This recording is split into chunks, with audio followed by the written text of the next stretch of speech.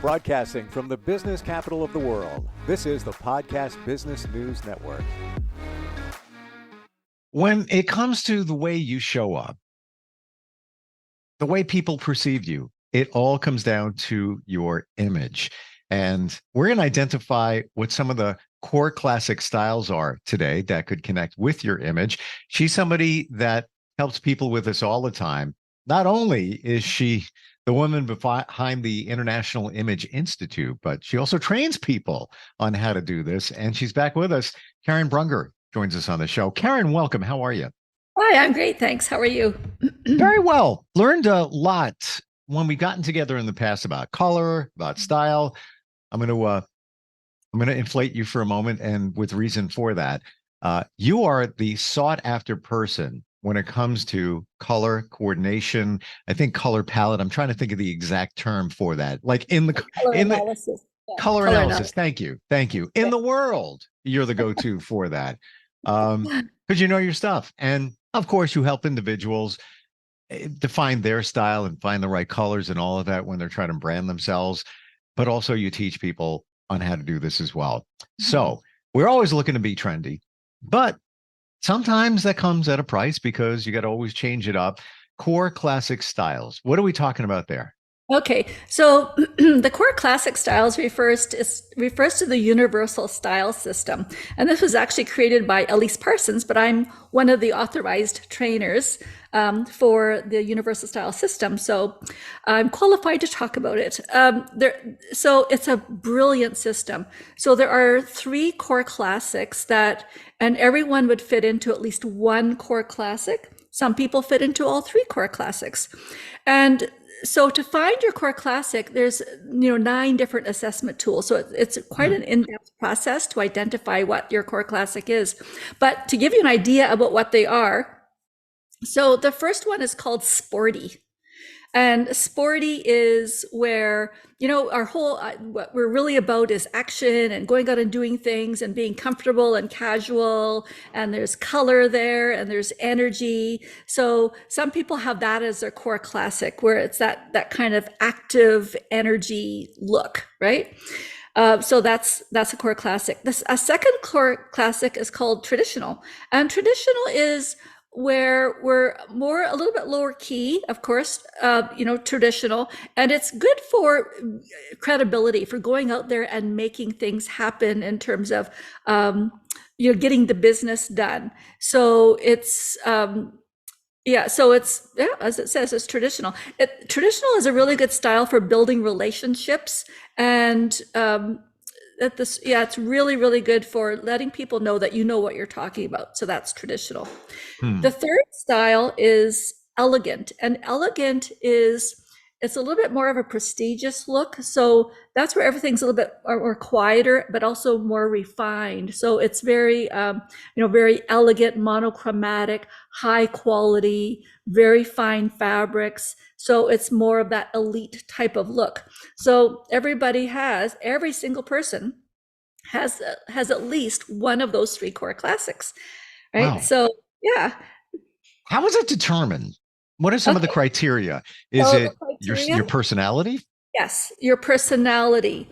What is it? What are your functions? What do you need to be doing? What are your goals? And so your core classic can actually change every year. It can actually change because your goals might change. Who you are as a person might change.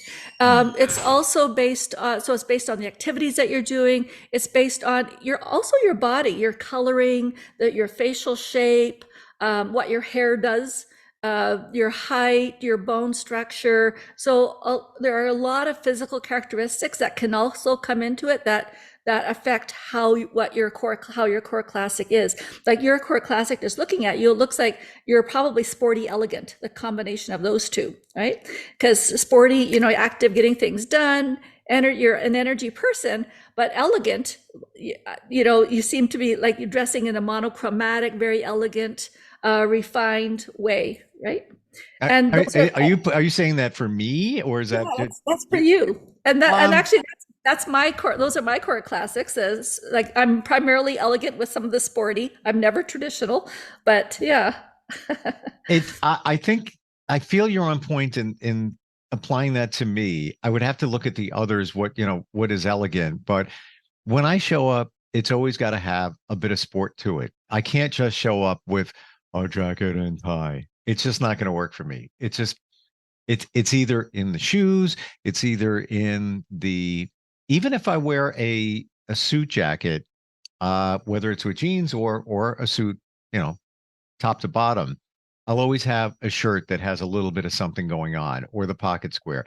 It's Right. got to have something, or I'm bored. I just don't feel it. I'm not being true to myself. Right. Yeah. And those are the sporty elements. But the good thing is there's more than just the three core classics. So the three core classics, like any, whatever it is that we are, that's what we tend to go to, like for ease and to get the job done and maybe to go out and do our business. But there's also accent styles. So the accent styles are creative, dramatic, romantic, and magnetic. Hmm. So That's where it's way out of my wheelhouse and most of us as well, and where you come into yeah. play. Because I wouldn't even know where to, I'd need pictures, I'd need like reference points.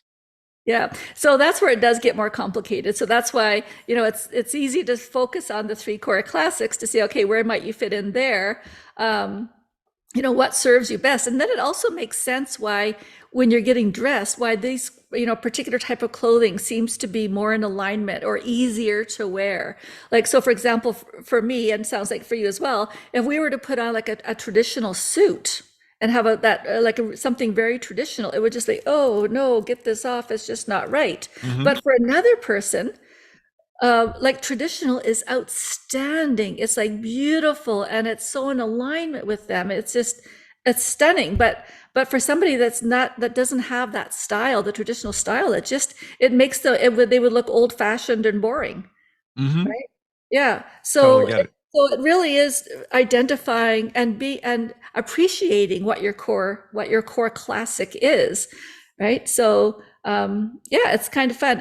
And each core classic gets a different result. Like we said, sporty is very good for being comfortable and being active and getting things done, like getting things accomplished, right? When you're sporty, there's a fun to it. If you want to have fun, which I do, sporty comes into it. And it's really being comfortable, like putting on jeans and a t-shirt and sneakers or whatever, and just going. Hmm. Um, so there's, yeah, so sporty is very comfortable. The other one, the elegant, is like, because you can be both sporty and elegant at the same time. So if you're so the how I would bring an elegant, for example, is I'm usually dressed monochromatically, like all in one color.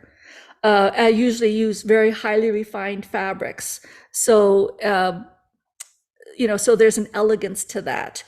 It's it's a quieter look, as opposed to the sporty, which is, hey, I'm making things happen and I'm out there in the world with the bright colors, right? It's interesting how to pull it together.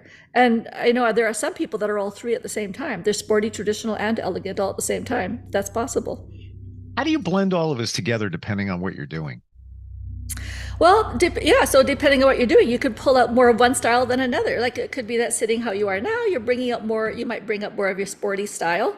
But let's say you were to go out for a nice dinner somewhere, then you might bring up more of your elegant style, right? For somebody Hmm. that's traditional, if they might bring out the traditional style when they're going to a meeting or they're doing business or something, or where they have to really play it safe and they need people to approve of them, or they need to be able to get people on their side, then they might do more of a traditional style. This is fascinating because you need to figure out what's going to work for you based on your style, based on where you're showing up, right? Yes, yes. Yeah. But when it gets all together, there's an ease to it, because then the right thing, if your whole closet is right for your style, for matches everything that you're doing, then there's an ease, and that whatever, you just grab something that just feels right and you're out the door, right? It all works once you know your style. So I mean, when somebody buys something and they try to wear it and it just doesn't feel right, that means that style is not in alignment with them. Sometimes we'll Mm. see somebody wearing something that we really admire. It's like, wow, they look so great. But then we try to wear the same thing and it's awful. It just doesn't work. So yeah. So there's a real benefit to knowing your style, and then you can know what you're looking at in the stores, what to avoid. And the other nice thing about it is that it's not that there's no right or wrong way of dressing. There's just the way of dressing that's right for you, that's authentic for you. But there's no such thing as making a mistake, right? It's just like Mm. it's like sometimes when I used to do more corporate work, I would have to put on a more traditional style, which was so totally not me. But I put it on. But when I did the more traditional style, then I had to bring out one of my authentic styles in order for me to be comfortable. So, for example, like one of my accent styles is called creative. So I'd have to put creative earrings on or creative jewelry or Okay. something. It have to be, or it might be a more creative something, right? Just so that I'm I I'm not boring. I'm not boring. Right? You found a way to make it you. Yes, exactly. So that's what the universal style system is about is yeah, you work with the core classics and then some people have accent styles that they can put onto it. So this is what you do. Karen, have you ever been challenged on not knowing what to wear? I'll give you an example. I went to an event 2 days ago. I couldn't decide what to wear. I'm Mm. usually good with this. And I also visualize going to the event before you even get there. Who's going to be there? Um, how are those personalities going to be mixing? What the dress is going to be? All of that. I visualize it. I know maybe I'm crazy. I'm not overthinking it. I'm putting myself there so I can have the best outcome for everything. I Right. couldn't decide what to wear. And I just threw things in my car. And I was like, it'll come to me later. I'll make a decision. And I'm thankful I didn't dress too dressy, because it turned out to be even more casual than I thought. I don't think you can ever. Yeah, I always take it one notch up anyway. Right. What I wore was okay. It was fine. It was absolutely fine, but I couldn't decide. Does that happen to you? Oh, absolutely. And I think your strategy was really good. Like just take clothes with you and then see what feels right. And so that can also be like with layering or having that extra piece around that, oh, you know what? I'm just going to change this out. So to be appropriate for this situation, especially if we're going somewhere, we're not really clear on what would fit into that situation. 100%. And I even took it down to the point where, and I don't even won't even get into what type of event it was. If I did, you'd laugh how it, not the event, but how people showed up. But I even put a jacket in the car so that if I ever wanted to just dress it down with jeans, and then shoes can make the difference between all of it, right? They really can. So when it comes to getting the whole image together, the three main things that you want to have really current and like really right for you are your hair, your eyewear, and your shoes. So those are the 3 points you want to make sure that they're nice quality. Everything's nice quality. It's good. It's working for you. It's right for you. It's in your color palette, and then yeah, and then the Hmm. rest just comes in. Okay, eyewear. Let's go there. I Okay. struggle with that. I don't have to wear glasses, but it can help from time to time. Um, I struggle with what to get. Like I'm currently on a recently got frames that are almost clear. Wanted to change it up. I actually left them in the car. Um, whether it's bigger, whether it's smaller, rectangle. There's so many choices there. Like how do you figure that out? Okay, well, that's exciting. Okay, so let's go with the size of the eyewear. First of all, the size of the eyewear typically would be in proportion to your height. So taller people can wear bigger frames, shorter people, smaller frames. That's very general. The other Oh, thing to look at would be your bone structure. So if you have a more fine or fine to medium bone structure, you want frames that are not too chunky. You want them to have a lighter frame, like a wire frame or something very thin. okay. Whereas if your bone structure is more medium to strong, then you want a chunkier, thicker frame because then it's in proportion to the bone structure. The shape of the eyewear is based on the shape of your face.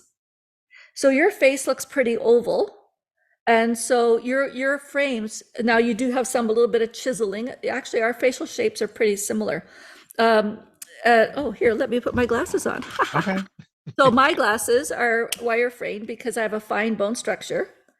And you can see I have an oval shaped face with more curve. So these glasses have more curve. But because I have some creativity, you see how there's this little fun pointy thing coming That up. was the first thing my eyes went to. Yeah, plus it helps to give me a facelift. So, and Wow. also the other thing to look at, so the frames are the same width as my face, and my eyes are in the center of the lenses. You see how the frame is just follows my eyebrows. So that's what you want to be looking. Those look like you look like the poster when you go into the eyeglass place that they put up, here's the way it should look. And Yeah, the first thing, the round, this is my personal opinion, the round was fine and it definitely supports and fits you.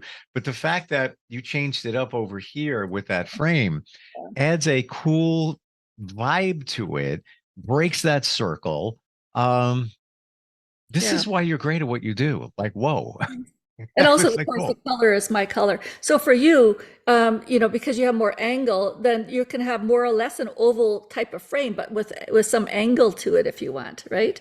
Like Okay. not as like maybe a little bit rectangular, but not an extreme rectangle, but that kind of a range. Yeah. Gotcha. And color, of frames. Now yours are wire frames, so you wouldn't see the color so much. Right. But I'm sure there's something going on there we're not seeing, on the Right. Yeah, Zoom, because my frames are like a pewter color, like a charcoaly, like a dark gray, flat gray. which So flatters your hair. it does. And so the reason I chose these is because my coloring is very flat or matte. I absorb light. I'm not a shiny, vibrant, like bright person. And so this is a flatter metal that goes with my complexion. And the color being it's cool and I'm cool. So my best metals are always in the silver, pewter, like antique silver category. So that's why these are working so well. Well, this also has a little bit of navy blue and red at the Mm, bottom. So they're not even strictly charcoal. They have some of my color in there. So the blue, of course, I have blue eyes. So the blue reflects the eyes. And then this is a cooler red, which of course reflects like the complexion, lip color, that type of thing. wow. There's so much to this we don't even think. Some of Yeah. us just get lucky. We throw something on, it looks good, and like, all right, done. In terms of the color of glasses, I tried like a blue pair of glasses, and I thought it might work, but when I got it was a little more of like it was plastic, but it was more of a metallic-y looking blue, and it was too much. So I sent those back. You can just return them.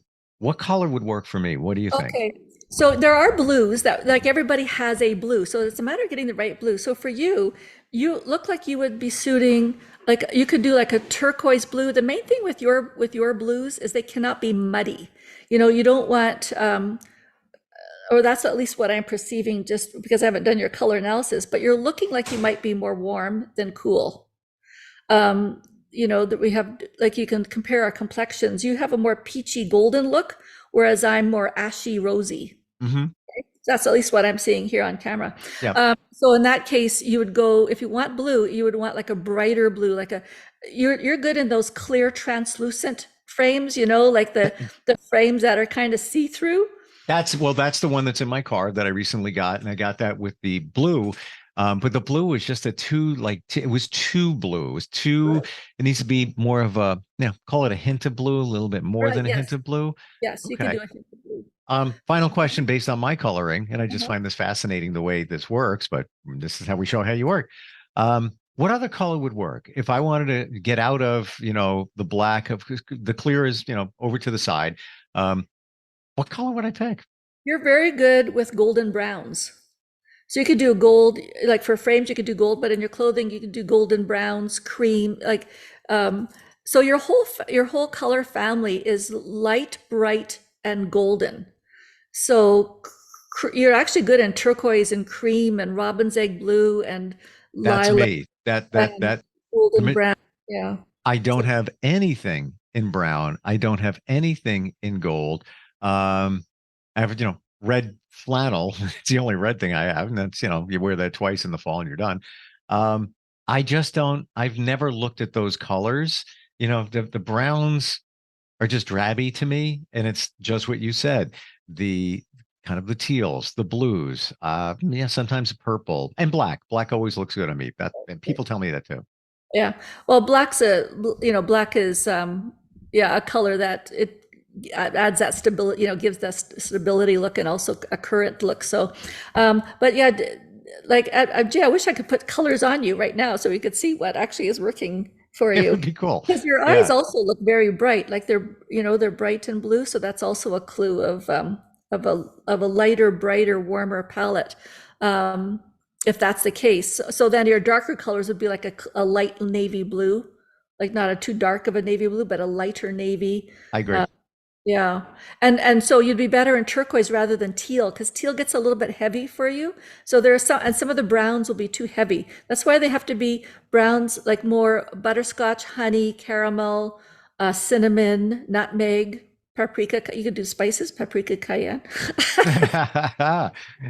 This is, I find it fascinating, the whole process here. And when you work with somebody, of course, you teach this, and that's, one of the main things that you do.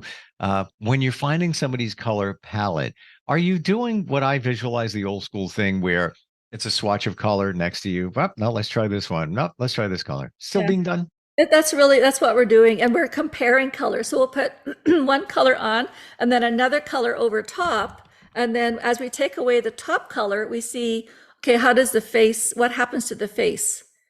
Like, so I don't know, like you could have, if you have even any other piece of fabric or color lying around, you could even try it right now, like put up another color underneath your face. I don't know. And Let me then grab one. Let me see if it works. I mean, I got, I don't know if it's enough color.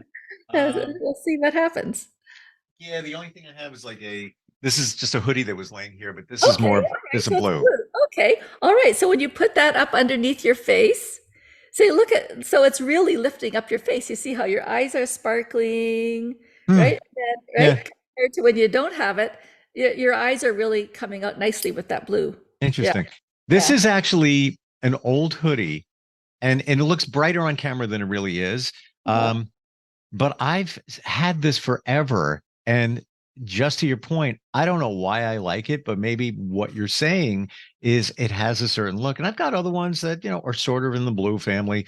Um, they don't do what this does. And it's almost like it's hard to even explain, but it's almost got like a little bit of, texture and white to it. Okay, all Um, right.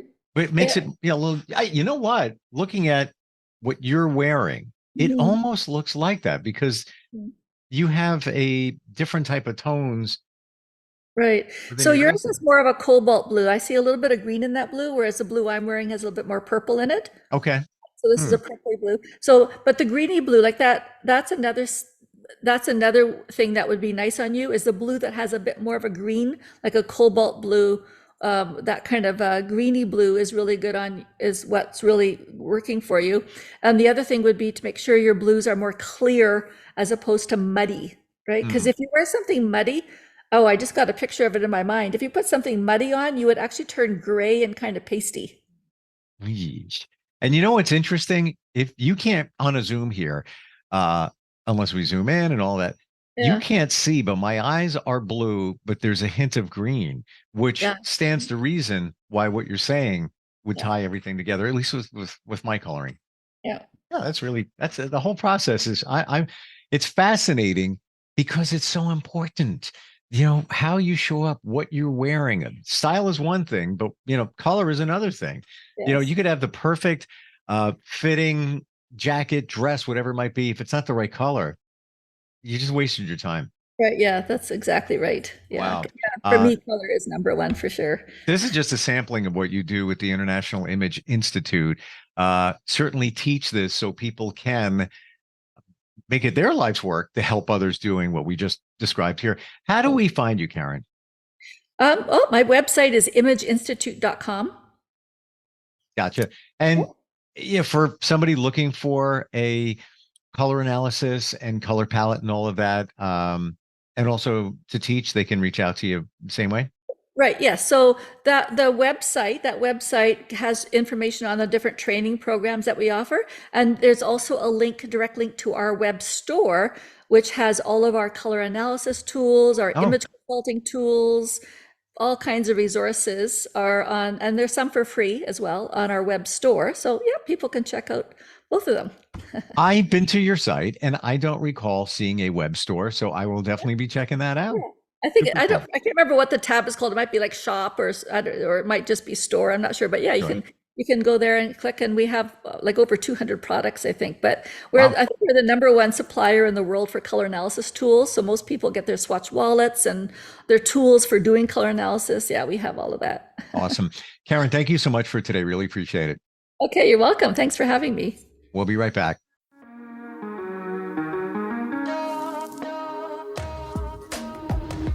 Broadcasting from the business capital of the world, this is the Podcast Business News Network.